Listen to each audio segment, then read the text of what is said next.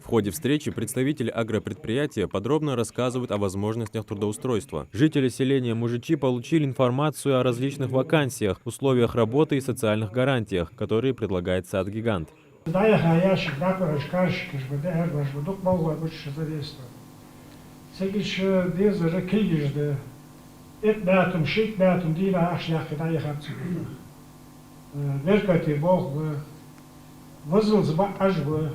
Жители с интересом слушают гостей и задают различные вопросы о графике работы, зарплате и так далее. Специалисты дают исчерпывающие ответы и приглашают всех желающих пройти собеседование.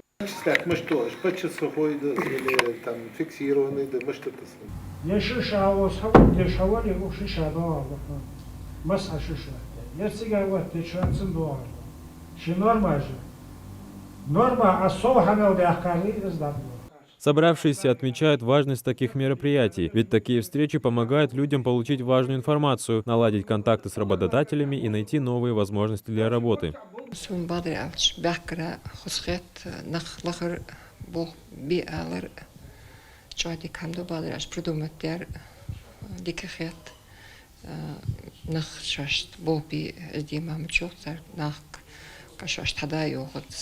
Главное, чтобы работали. Развитие сельского хозяйства и создание новых рабочих мест в регионе – одна из приоритетных задач для местных властей и крупных предприятий. Это не первое такое мероприятие. Представители Сад-Гиганта планируют осведомить как можно больше населенных пунктов республики.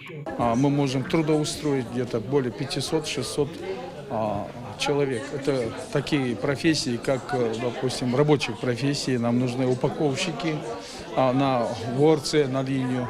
Нам нужны садоводы в сад, чтобы работать. Также нам нужны механизаторы, а также мы ищем инженеров. Нам необходимы инженера, нам нужны и агрономы. Сейчас акционеры нас настраивают на то, чтобы мы как можно тесно работали с местным населением. Средний заработок работников составляет от 60 до 70 тысяч рублей, не включая ежедневные расходы. Сотрудникам предоставляются необходимые условия, оплачивается проезд на работу, возмещаются затраты на бензин и организовано комплексное питание за 30 рублей. Кроме того, если у кого-то возникает желание пройти обучение по своей специальности, предприятия оплачивают его учебу. Люди у нас много без работы сидят. Пользуясь этим случаем, они сегодня выехали, хотели поговорить с населением, обговорить все варианты, какие возможны тут.